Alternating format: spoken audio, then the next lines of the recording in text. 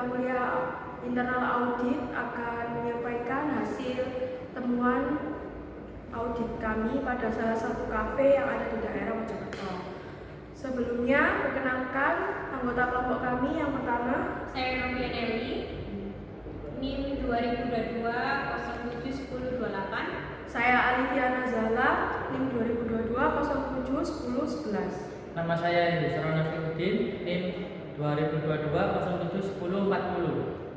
Pada kesempatan ini kami akan memberikan hasil audit internal yang telah kami lakukan di salah satu kafe, mulai dari rencana kunjungan, pelaksanaan tanggung jawab, daftar kunjungan, proses audit, hingga temuan audit per area.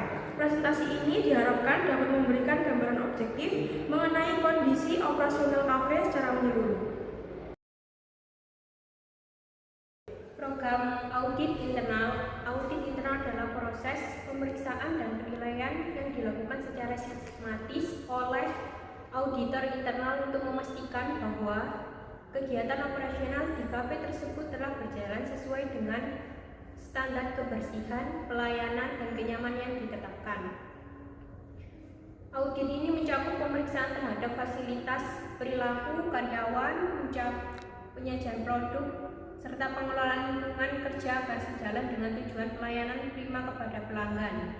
Tujuan dilaksanakannya audit internal adalah yang pertama, untuk mengevaluasi efektivitas pelaksanaan kegiatan operasional. Yang kedua, menilai kesesuaian pelaksanaan kegiatan dengan prosedur pelayanan dan kebersihan yang berlaku. Yang ketiga, mengidentifikasi kelemahan atau ketidaksesuaian dalam aspek fasilitas, pelayanan, dan kebersihan.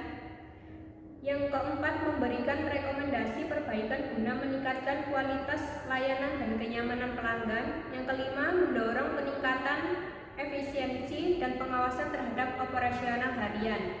Pelaksanaan audit internal di kafe tersebut dilakukan secara independen, objektif, dan rahasia oleh tim auditor yang ditunjuk.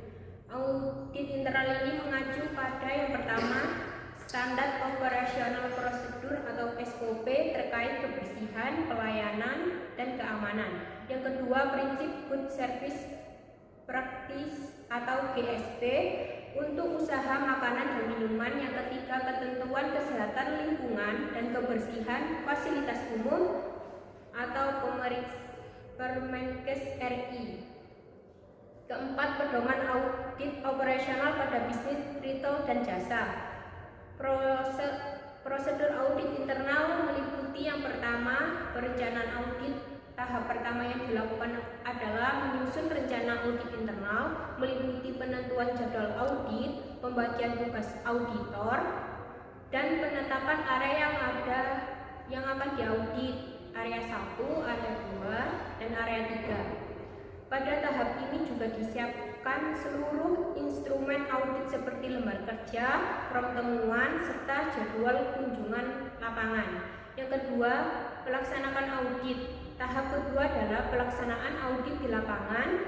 Auditor melakukan observasi langsung terhadap setiap area menggunakan metode langsung tanpa pemberitahuan sebelumnya, di mana auditor bertindak sebagai pelanggan untuk menilai aspek kebersihan, fasilitas, pelayanan, dan kenyamanan tanpa diketahui oleh karyawan. Yang ketiga, pencatatan temuan setiap hasil observasi, baik yang sesuai standar maupun yang tidak sesuai, dicatat dalam form temuan audit. Temuan meliputi kondisi fasilitas, sikap karyawan, penyajian produk, hingga kebersihan lingkungan di masing-masing area. Yang keempat, evaluasi dan analisis setelah data dikumpulkan.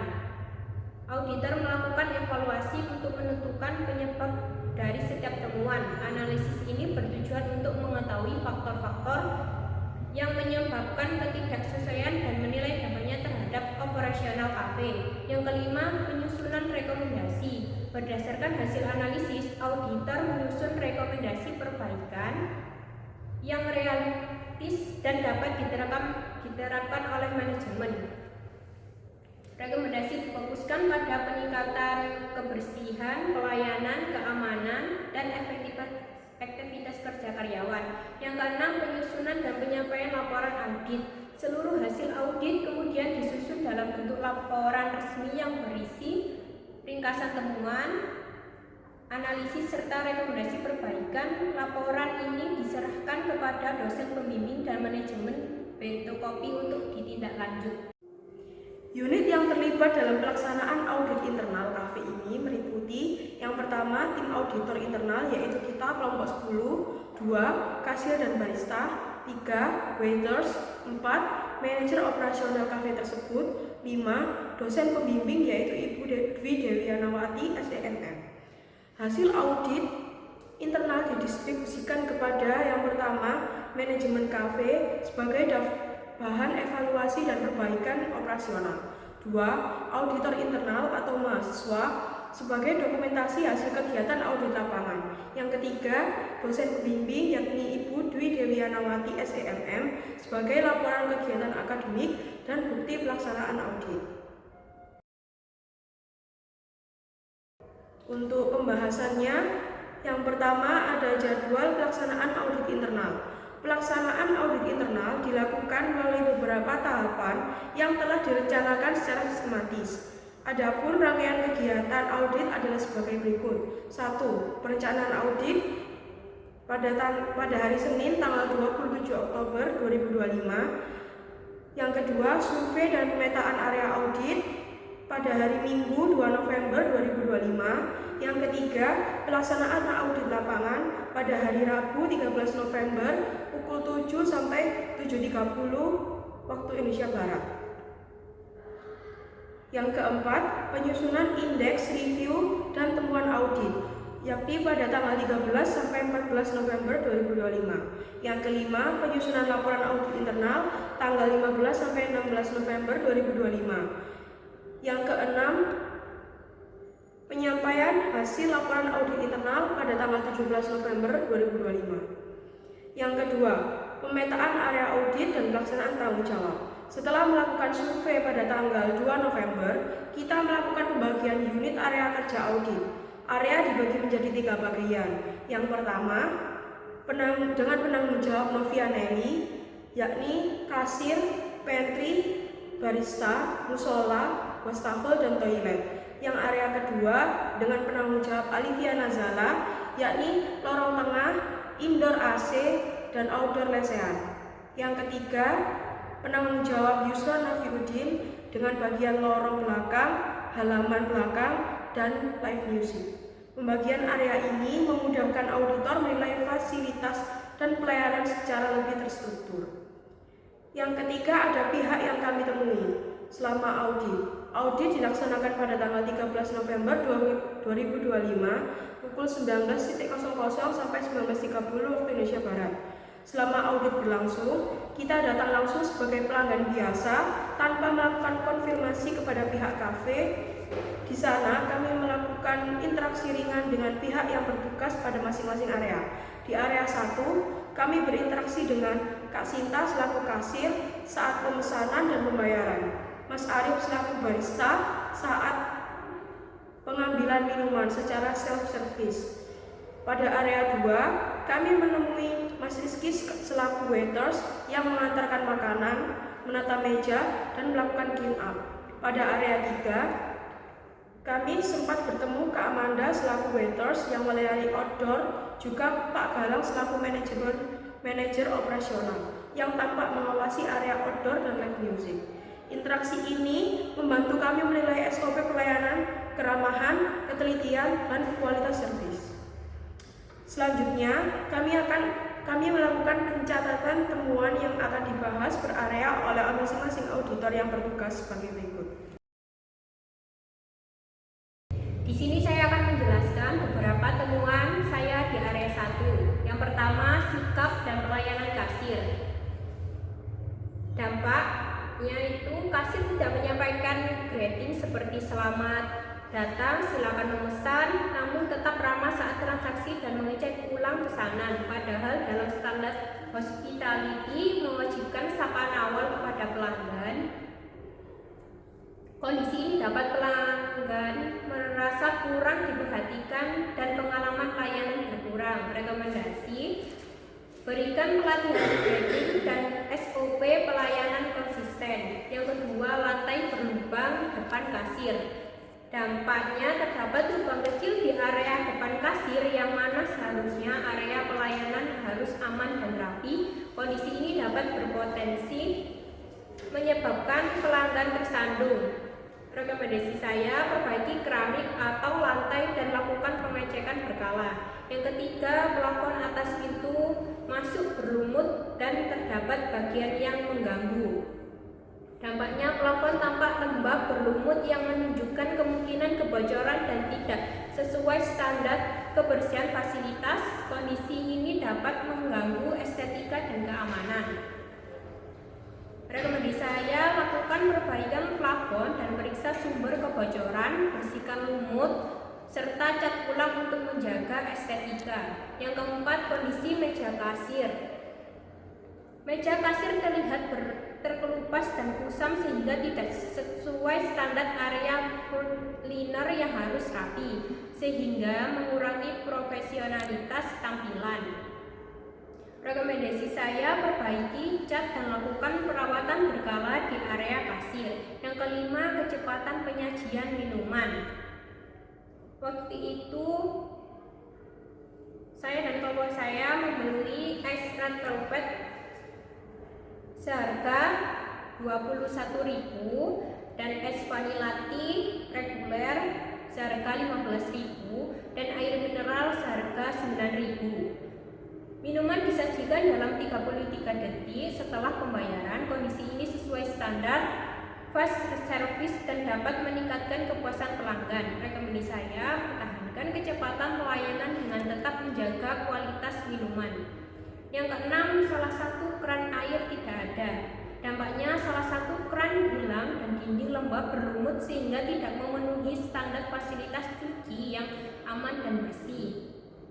Rekomendasi saya, pasang keran baru dan bersihkan area secara berkala. Yang ketujuh, pintu masuk toilet dan area musola rusak 1. Dampaknya salah satu pintu mengalami kerusakan dan tidak memenuhi kelayakan fasilitas publik, mengganggu kenyamanan penggunaan karena seperti tidak ada privasi saat akan berwudu dan juga toilet terlihat dari meja pengunjung. Rekomendasi saya, segera perbaiki pintu dan lakukan pengecekan rutin. Yang 8, tumpukan barang yang berserakan depan toilet rusak.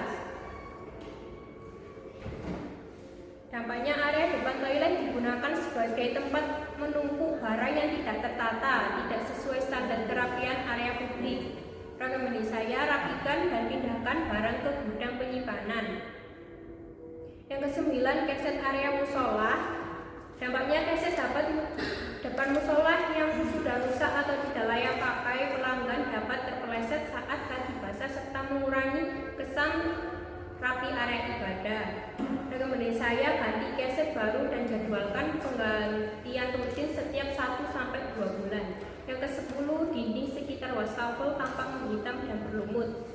Dampaknya dinding menghitam karena lembab, tidak sesuai standar kebersihan area cuci, mengurangi kenyamanan visual. Rekomendasi saya, bersihkan dinding secara rutin dan lapisi cat anti jamur agar tidak mudah berlumut. Yang ke-11, toilet tanpa pembeda gender dan 1 rusak. Dampaknya 3 toilet tersedia tetapi tidak memiliki label pria atau wanita dan 1 dalam kondisi rusak. Hal ini membingungkan pengguna dan mengurangi kenyamanan. Rekomendasi saya, tambahkan label toilet dan perbaiki toilet yang rusak. Yang ke-12, sampah pada area kamar mandi yang rusak terlihat berserakan padahal terdapat tempat sampah namun kecil. Dampaknya kamar mandi rusak dipenuhi sampah tisu karena tempat sampah terlalu kecil sehingga tidak menampung dengan baik. Rekomendasi saya, sediakan tempat sampah lebih besar dan tingkatkan frekuensi pembersihan. Yang ke-13, dinding kamar mandi menghitam dan tanpa berkerak. Dampak dinding penuh kerak air dan terlihat tidak terawat sehingga tidak sesuai standar kebersihan air basah. Rekomendasi Yang ke-14, gantungan kamar mandi tidak terpasang. Dampak gantungan hilang satu paku sehingga tidak berfungsi dengan baik dan mengganggu pengguna. Rekomendasi saya pasang gantungan baru yang lebih kuat. Selanjutnya, saya akan menjelaskan beberapa temuan yang saya temui di area 2, meliputi area meja, kursi, dan lorong tempat duduk tengah, meja dan kursi indoor lesehan ber-AC, serta meja dan kursi outdoor lesehan. Temuan yang pertama, kondisi becek atau genangan saat hujan pada outdoor lesehan. Saat hujan ditemukan genangan air atau becek, kemungkinan adanya atap yang bocor. Ini mengganggu kenyamanan dan dapat merusak fasilitas. Rekomendasi yang bisa saya berikan, cek berkala jika sudah terlihat titik bocor, segera tambal, dan untuk air yang mengenang, segera pel agar tidak mencelakakan customer. Yang kedua, kondisi karpet area outdoor lesehan tanpa aus. Beberapa karpet terlihat aus atau rusak, sehingga tidak sesuai standar kenyamanan fasilitas lesehan. Rekomendasi yang dapat saya berikan, ganti karpet baru dan jadwalkan perawatan secara rutin. Ketiga, banyak nyamuk di area outdoor. Meskipun tersedia lotion anti nyamuk dan lampu pengendali serangga, jumlah nyamuk tetap banyak. Hal ini dapat mengganggu kenyamanan customer pada area outdoor. Rekomendasi yang dapat saya berikan, lakukan pengecekan sumber sarang nyamuk, genangan air, pot tanaman, dan area lembab, serta bersihkan drainase di sekitar area luar. Disarankan juga untuk melakukan fogging berkala. 4. Kelengkapan karpet alas lesehan outdoor. Sebagian area lesehan outdoor tidak dilapisi karpet. Kemungkinan karpet lama rusak dan belum diganti sehingga tidak layak untuk diduduki. Rekomendasi yang dapat saya berikan, tambahkan karpet baru agar semua area lesehan memiliki alas yang nyaman. 5. Bau apek di area lesehan indoor ber-AC. Area lesehan indoor mengeluarkan aroma yang kurang sedap, kemungkinan karena karpet lembab atau ventilasi kurang baik. Ini dapat menurunkan kenyamanan pelanggan. Rekomendasi yang dapat saya berikan, bersihkan karpet, perbaiki sirkulasi udara, dan gunakan pewangi ruangan yang aman. 6. Pengharum ruangan area indoor tidak berfungsi. Jumlahnya ada 2 pieces. Tidak berfungsi sehingga memicu bau apek yang tidak hilang. Segera ganti isi pewangi. Yang ketujuh, ada kualitas dan cita rasa masakan. Kita memesan 4 pieces. Yang pertama combo platter seharga 19.000, nasi telur sambal mata 2 pieces seharga 17.000 masing-masing, chicken egg sambal mata seharga 20.000. Menu combo platter berisi kentang goreng, terasa cukup asin dan ada beberapa yang agak kering dan gosong. Mungkin karena pada saat penggunaan kentang terlalu lama digoreng dan penggunaan minyak berkurang. Menu lainnya seperti chicken sambal mata dan nasi telur sambal mata tersaji dengan cukup menarik. Rekomendasi yang dapat saya berikan, perbaiki standar waktu penggorengan dan ganti minyak secara berkala agar tekstur kentang tetap renyah. 8. Kecepatan penyajian makanan. Makanan disajikan sekitar 6 menit 5 detik setelah pembayaran dan kita duduk di tempat. Waktu ini relatif singkat, menunjukkan adanya proses efisiensi pelayanan dan koordinasi antar karyawan dengan baik. Untuk tindak lanjutnya, kondisi ini sangat baik. Pertahankan kecepatan penyajian dengan tetap menjaga kualitas rasa dan tampilan. Yang ke-9, waktu clean up area tengah 15 menit setelah pelanggan pergi. Masing-masing meja dibersihkan oleh 1 orang. Clean up area tengah sangat lambat, 15 menit setelah pelanggan pergi, jauh dari standar optimal. Dampaknya area tampak kotor dan mengurangi estetika. Rekomendasi yang dapat saya berikan, tambahkan jadwal petugas kebersihan bergilir agar pembersihan area dilakukan maksimal 5-10 menit setelah pelanggan pergi. Selanjutnya, saya akan membacakan temuan pada area 3, yakni meja kursi, lorong tempat duduk belakang, halaman belakang, dan live musik. Untuk temuan yang pertama itu rumput liar masuk ke area kafe. Rumput dari area samping tumbuh masuk ke area halaman kafe. Tidak sesuai standar kerapian dan mengganggu estetika ruang luar. Untuk rekomendasi lakukan pengecekan setiap sebulan sekali untuk memangkas tanaman liar agar tanaman tersebut tidak masuk ke area kafe. Untuk temuan yang kedua, banyak nyamuk di area belakang. Meskipun sudah tersedia lotion anti nyamuk dan lampu serangga, jumlah nyamuk tetap tinggi. Hal ini mengurangi kenyamanan pelanggan dan berpotensi mengganggu acara live musik.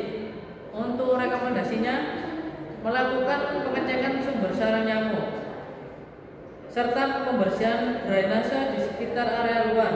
Disarankan juga untuk melakukan fogging berkala. Untuk temuan yang ketiga, sampah berserakan di area belakang. Terdapat sampah berserakan di halaman belakang meskipun tempat sampah besar masih kosong. Kondisi ini tidak sesuai standar kebersihan area publik. Rekomendasi dari saya, melakukan pengecekan di seluruh bagian area belakang kafe setiap 30-45 menit sekali agar tidak ada sampah yang masih berserakan, dan melakukan pengecekan ulang setiap kafe mau tutup, atau bisa juga ditambahkan tempat sampah yang lebih besar agar bisa menampung sampah lebih banyak. Untuk yang keempat, lantai retak dan berlubang. Area lantai belakang terdapat retakan dan lubang kecil, tidak sesuai standar keselamatan pelanggan dan berpotensi menyebabkan tersandung. Rekomendasi dari saya, melakukan perbaikan dengan memasang keramik agar pelanggan lebih nyaman, serta menambah nilai keindahan pada bagian belakang kafe. Untuk yang kelima, clean up cepat dilakukan sekitar 2 menit. Clean up ini dilakukan 2 menit setelah pelanggan meninggalkan meja, sesuai standar kecepatan pelayanan dan memberikan kondisi meja yang selalu siap. Rekomendasi dari kami, pertahankan kecepatan respon dalam membersihkan meja pelanggan.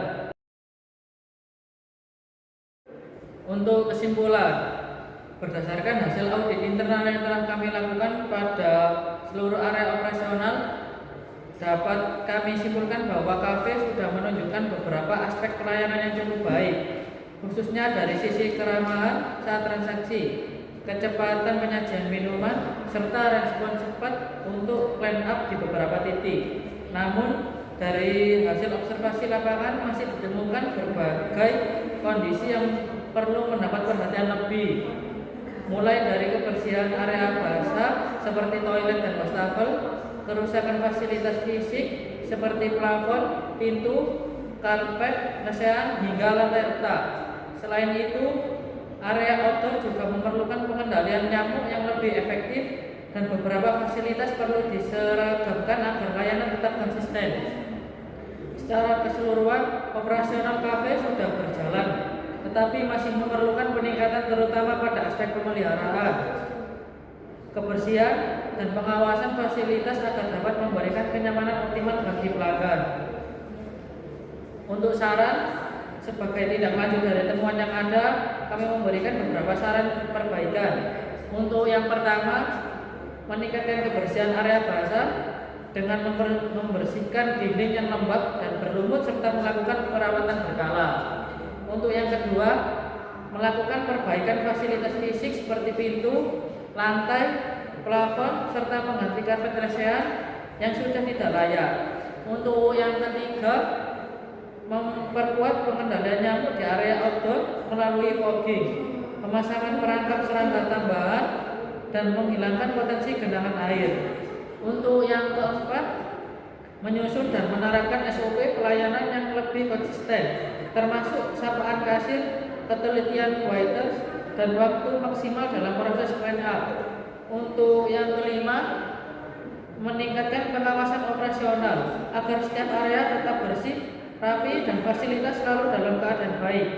Dengan melakukan perbaikan tersebut, kafe dapat meningkat kualitas pelayanan dan mencapai standar operasional yang lebih baik. Demikian pemaparan hasil audit internal kelompok kami yang telah kami lakukan. Semoga laporan ini dapat menjadi bahan evaluasi dan membantu manajemen dalam meningkatkan mutu pelayanan dan fasilitas yang disediakan. Terima kasih atas perhatian yang diberikan.